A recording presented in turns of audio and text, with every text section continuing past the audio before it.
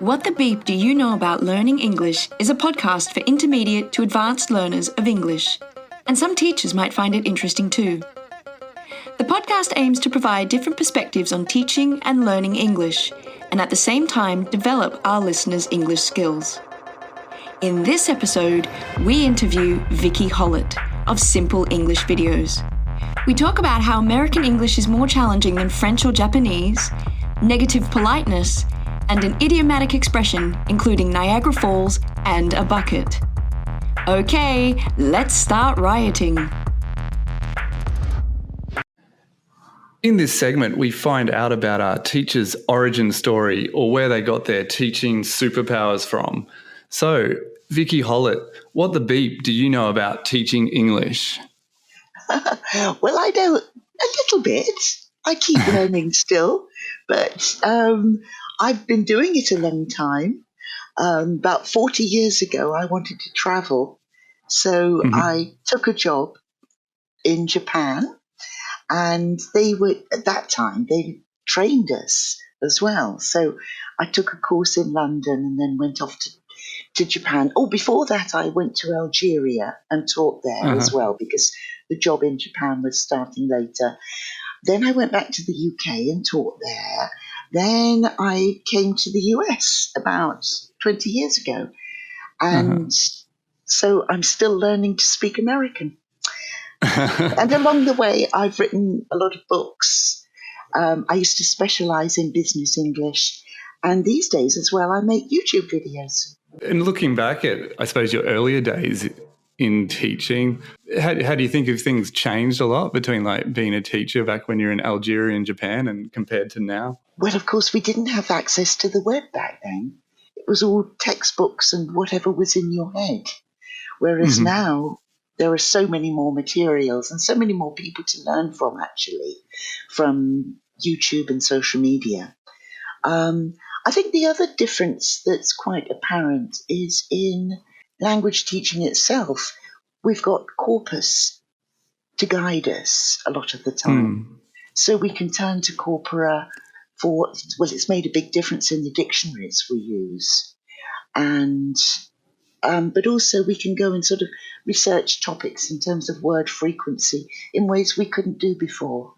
I mean, that was always my dream when I was teaching business English all the time, to be able to research that vocabulary that was most useful for that field that the student was working in.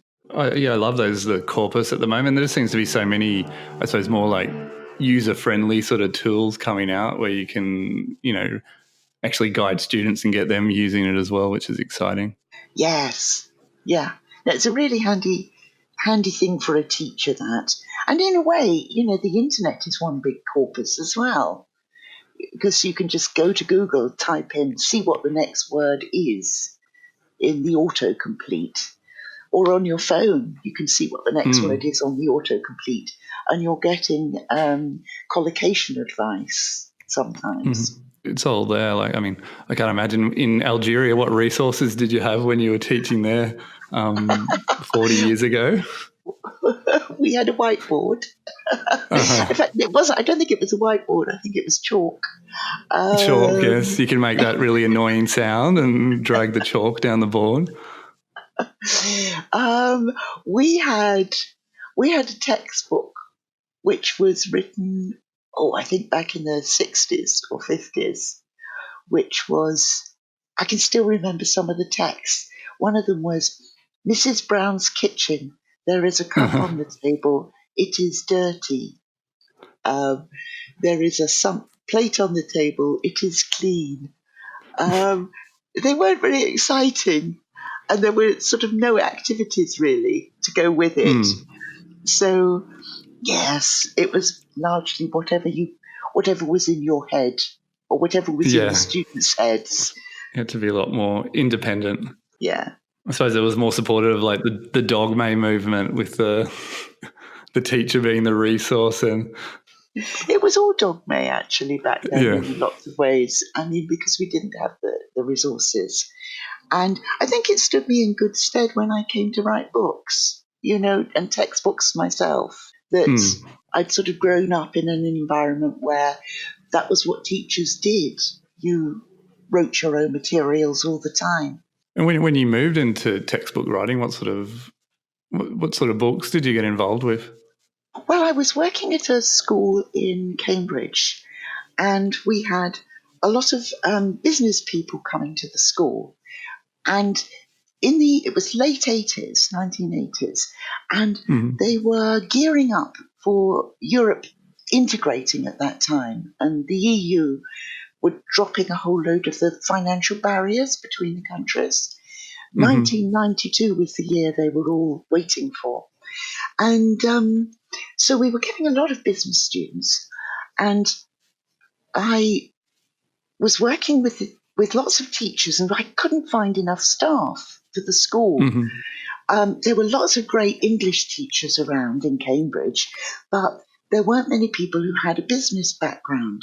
So what I used to do was, because I didn't have time to run training sessions or anything like that, I'd just write materials, put them in a drawer, and the teachers would take them to use with their classes. And I kept walking past this filing cabinet for a few years, thinking, there's a book in there, there's a book in there.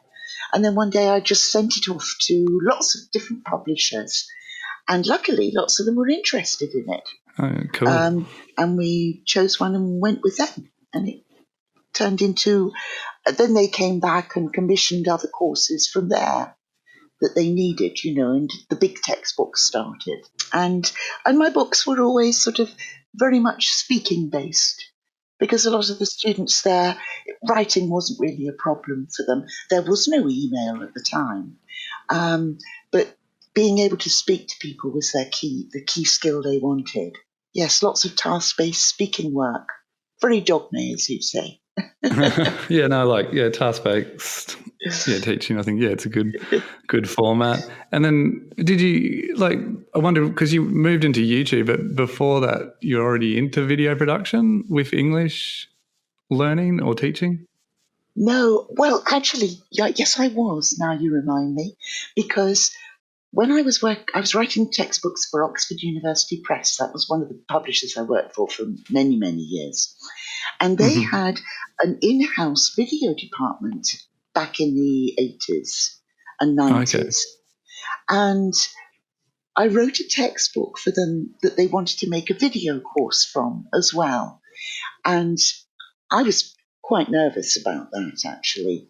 But I was very lucky because they teamed me up with a guy who was an experienced television and film writer. In fact, he's gone on now to win BAFTAs and an Oscar. Okay, and nice. He was terrific. And I was really, really lucky working with him, because he taught me a lot about writing a script for film rather than writing a script for a classroom book. And then with your YouTube channel, how did that all come about? Which is called, let me forget, Simple English Videos. Well, that started slowly. We were messing around. I told my husband to go off and buy me a camera in the days of flip cameras. Do you remember those little cameras? They were about the size of a phone. And I said, go and get me a camera that's the same size that will fit in my handbag. And but of course I forgot that he had a background in film and television. So the next thing is he comes back with this massive camera. I can't fit in my handbag unless I take everything else out. So we just started messing around with that and playing with green screen and that sort of thing. And we didn't take it very seriously. And then in 2016, we won a prize that YouTube had called Next Up. And it meant the prize was that there were about 15 or 20 of us. We went to New York and had a week's training at the YouTube studios there. And that was great. They taught us all sorts of things about, and, learning about camera work and also sort of branding and designing a set and all sorts of things that I had no idea about. And we started taking it a bit more seriously then, and so we've managed to produce a video every week since then. It's been slow sometimes. We've been a sort of slow and steady growth, but we keep learning, and we're doing all right now. We think we've got about well over 100,000 subs. And no, that's very impressive. Lots of loyal fans who we adore. And we have fun doing it. Jay's got a background in film and television, so he likes it. It's just a sort of hobby of ours. We don't have a living room anymore. We have a green screen up instead. Oh, you can always, put in backgrounds when you're having breakfast and stuff. So you sort of, you were involved in like the course book writing side of things, and then you moved to YouTube video. So if there's any student listeners, which way do you think is a better way to learn? Go to a classroom with a course book, or get them to subscribe to your YouTube channel and learn that way? I think both of them. Ideally you want to get as much exposure as you can. A good teacher in a classroom and a nice other students to practice with and learn with, that's invaluable. So I would say do both. Just make sure you enjoy it, Yeah, that's good. Oh, that's good. I have my own school, so it's good that the classroom isn't dead yet. Oh, there's still room for both. Yeah, go along to Damien's school. That would be a great come place to Thailand. To learn. Our second segment is called Study Tip of the Iceberg, where we find out our guests' number one English language learning tip. So, Vicki, what's the secret to English success? The secret to English success is a little and often. There's nothing very hard about learning English. It's not rocket science. Anyone can do it. But the thing is, it is quite a big language, and you've got to pace yourself. So keep taking small steps. So ultimately, it all boils down to staying motivated. So finding things you want to do that will keep you doing a little bit every day. Yeah, it's definitely about habit formation. Yeah. So maybe watch a YouTube video or, a movie, or play computer games, with people from other countries or whatever. You often pick up lots of language that way. Whatever it is that turns you on, go follow that. And a little and often. A little and often, yeah. And with your video, so if someone watches us, how do you think they should approach, watching one of your YouTube videos to get the most out of it? I haven't thought about that. I think they should aim to enjoy it. We tend to have a lot of jokes in our videos. I think humour is important. And we also get a lot of responses. We try to respond to most of the people who write to us, and they're often quite fun to read. And I see sometimes people are connecting when they're commenting and responding to one another. So sometimes you can meet new friends there. What else? And of course, write to us and tell us what kind of video you'd like next. Yeah, if the students are getting involved with your videos and commenting on them, they're all using English in that process, which is good. I haven't got anything else to say, Damien. This segment is Language Unmasked. We find out about our guests' own experiences of learning a second language. So, Vicki, could you tell us a bit about your own language learning journeys? Yes. Well, when I was at school, we learned French and Latin. I can't say it either. I can't say the Latin was very useful, but I did need the French because I went to work in Algeria, and there you had to speak Arabic or French, and you really did need to speak Arabic or French because nobody spoke English back then. And so what I discovered was my schoolgirl French was really pretty useless. And but when you're thrown into an environment like that, where to survive and get your food and just live, you learn pretty quickly. So I could get by in French by the time I left. And then I went to Japan, and of course Japanese was a whole new ball game and much more difficult to learn. Plus, strangely, I didn't get many opportunities to use it. In Japan, I found the only people who would speak to me were my Japanese teacher and the taxi drivers. So I did learn a lot of English for talking to taxi drivers. Sorry, Japanese for talking to taxi drivers. Why didn't anyone speak to you there? They were too scared at that stage, or? Oh, I think they presumed that they wouldn't be able to understand me. So if I approached someone and asked in my best in Japanese, what's the way to this place or that place, they'd sometimes run away. And even in the local corner shop, the lady who sold me my vegetables, I'd go in and ask for them in Japanese, but she'd reply in English. So it was surprising that I didn't get as much opportunity there. Now, I've let both those languages basically die and get rusted out. They're so rusty now. The only time they surface is if I'm traveling.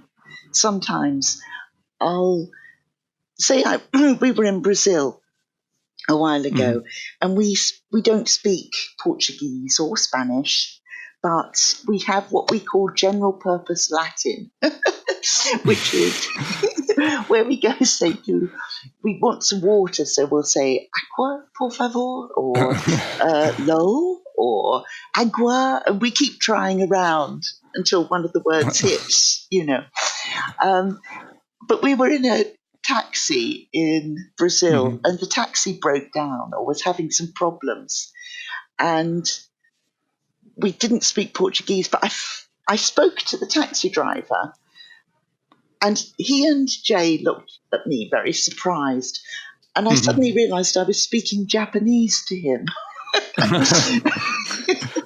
And so somewhere in my brain, it had said, this is the language you use to talk to foreign taxi drivers. It had been so embedded since your Japanese time. Would have been more surprising if he had answered in Japanese. Well, I was surprised I knew it, but somewhere or the other it came up to the surface in that context. But now I'm learning another foreign language, which is American English. Your most challenging one so far? In some ways, yes. In some ways, America has been more of a culture shock to me than Japan or Algeria, which is really peculiar if you think about it. But the thing is, you expect everything to be the same, and then you find it isn't. And it's more of a shock when that happens here. Because I expected it all to be the same. And what sort of things do you notice, I suppose, with English students? They're always sort of asking for these differences. What are sort of a big one that you found? The big thing I found is a different style in politeness. There's a branch of linguistics called pragmatics, which is a relatively young branch of linguistics. And it's about the secret meanings, the hidden meanings that go with the words. And a lot of the time, there are the things that we infer from the context. And a lot of the work that's been done in pragmatics has been done about politeness and different styles of politeness in different countries. And so, for example, in the UK, we have what we would call a negative politeness style. It's not negative doesn't mean bad here. It's just the technical term, like you can have a positive and negative current of electricity, but this is about negative. We just call it negative politeness. And basically what it's about is we like to let people do what they want without getting in their way and interfering with them. They can go about their business and we're not going to interrupt them in any way. In America, the style is more to do with being open and warm and friendly and welcoming people in, which is a positive politeness style. And it manifests itself in all sorts of strange ways in the language. And it's not that both aspects of politeness aren't important in both cultures. They are, but there's a sort of different weighting to them in the UK and the US. So, for example, if it comes to meeting new people, I sort of bump around at a party, hoping that something will happen so that I can talk to the person next to me. Whereas Jay will stroll in and say, "Hi, how are you doing? I'm Jay." So there's sort of this different way of approaching. Yeah, it is The interesting. world. The sort of pragmatic side. I was just thinking about Australia because I'm from Australia, where we sit in. I think we'd probably, well, for me personally, maybe I sit more on the British. For me, but you'll be sitting somewhere between the two of us, I think. Yeah. In Japan, in a way, I felt very comfortable because it was much more like the UK in many ways. The negative politeness. Yes. Thing, and it's not that one's good and one's bad. They're just different. But there are all sorts of places where it comes up. Compliments are a good one. You might compliment a stranger in the US. You might be standing next to someone in a supermarket queue, and they'll start a conversation with you, by saying, "Oh, that's a nice purse," or whatever. And it could happen in the UK too, but something would have had to have sparked it before you would interfere with their life in that way. It's why Brits don't talk to people in railway carriages. It's not that we're being aloof or arrogant. We're just sort of politely respecting your privacy and your space. Whereas people are much more likely to tell you their life history in the first 3 minutes of meeting them in the US. Those stereotypes come from somewhere. There's less barriers. It's important to know those underlying things because then you get a better picture of the whole language and culture. Oh, the last thing I thought for this segment, I know you said it was quite rusty, your Latin, French and Japanese, but did you have any favourite expressions left over from those times? Okay, I can give you a couple, right? Well, for example, in French, I remember going to someone's house for dinner.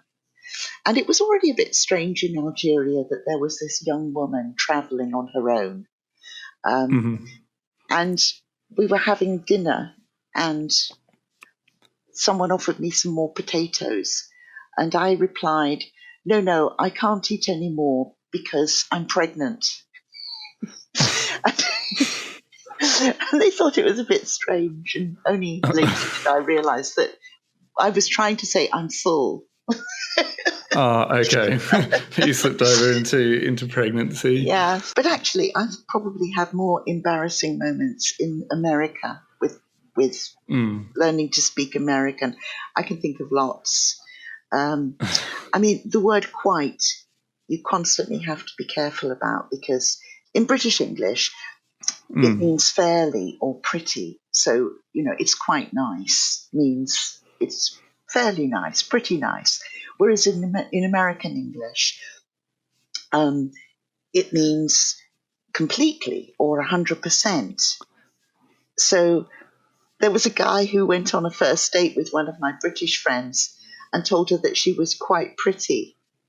He was lucky to get a second date, In its raining swear words and idioms, we find out our guest's number one expression or swear word in English. So, Vicki, what are we going to focus on today? Swear word, idiomatic expression, or a bit of everything? I've got some idioms that I've had to learn in the United States for you that I really like. It might be a learning experience for me as well. Okay, if I told you that it was like folding the New York Times in a high wind, what would that mean? A difficult job? Yes. It is? You've got it. Okay. Yes. Okay, I can survive in America now. I can fold the New York Times. And the reason for this idiom is that the New York Times is famous for being a really big, thick paper, particularly at the weekend. And it's quite hard to handle because it's quite large. It's a broadsheet. It's not a tabloid. Do you ever use that one yourself? No, I've been looking for a good expression, a good time to use it. But there is another one that's similar that that I have used myself. Which is, it's like trying to change the course of the Niagara Falls with a bucket. Yeah, that one is probably more approachable. I mean, could get broader audience than maybe the New York Times one. Our final segment, In the Red Room, is inspired by Twin Peaks. So, Vicki, can you give us a bonus expression, and we'll either speed it up or slow it down, and then the first listener to decode that expression and leave an audio comment on the podcast will get a special prize. Righto. This is similar to the other expressions you heard, and it is, it's like nailing jello to the wall. Okay, that's an interesting one. We'll see if any of our audience will be able to pick that one up. So that's the show, and I'd like to thank you for making the time to come and be interviewed. I think I've learned a lot today, especially about those differences with American and British English. So thanks for sharing. It's been a pleasure, and please come and check out my channel at Simple English Videos on YouTube. Yeah, I'll definitely add in the blog post and the description of the podcast a link so you can find that, and they're great videos, and I think you can learn a lot if you subscribe to Vicki and Jay's channel, yeah? Yes, please. Thank you. Thank you. Bye-bye now. I hope you enjoyed our 4th episode with English language YouTuber Vicki Hollett. Make sure you subscribe to the podcast and leave an audio comment at Anchor to have the chance of winning the prize. Also, head over to www.englishriot.com for bonus material, including how to use some of the English expressions from this podcast episode. Finally, sign up for English Riot's e-newsletter, The Sledgehammer, to get access to weekly English learning tips. See you in episode 5, where we interview fellow teacher podcaster Matt Turner from the TEFLology podcast.